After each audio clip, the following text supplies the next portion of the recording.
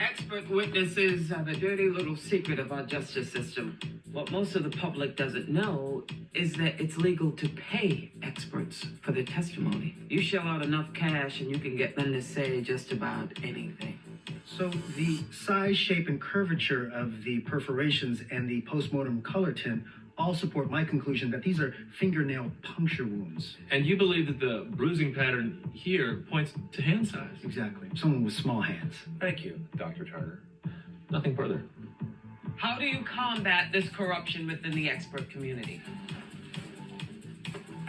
You impeach the expert's credibility, preferably by pointing out any sketchy evidence they presented in the past. Throw shade at them, basically. Dr. Turner, let's talk about Commonwealth versus Holden, a murder trial that you provided expert testimony at last year that helped convict the defendant. Actually, I think the fact that Mr. Holden was guilty of murder helped convict him.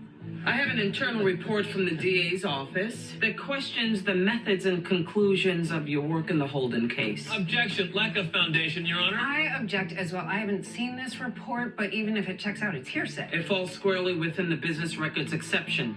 So let's ask Dr. Turner if he was made aware of the report.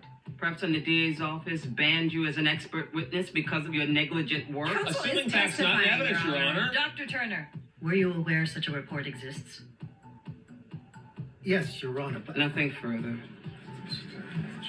Next, counterattack. Find an expert to out-expert your opponents. Isn't it possible they could be insect bites? There's a species called... Redheads like Miss Stangard have hundreds of freckles, blemishes. Sometimes a mark is just a mark. Now, if you'll excuse me. They're trying to pin this murder on an innocent girl. So please, look at the book. When you performed the original autopsy, what did you think the red marks on Lila's neck were? Freckles. Upon further research, I now think they're post-mortem bites from insects of the Culicidae family. Is that possible, given that Lila Stangard's body was in a water tank for several days? That makes it even more likely. The Culex species thrives in water-based environments. Nothing further.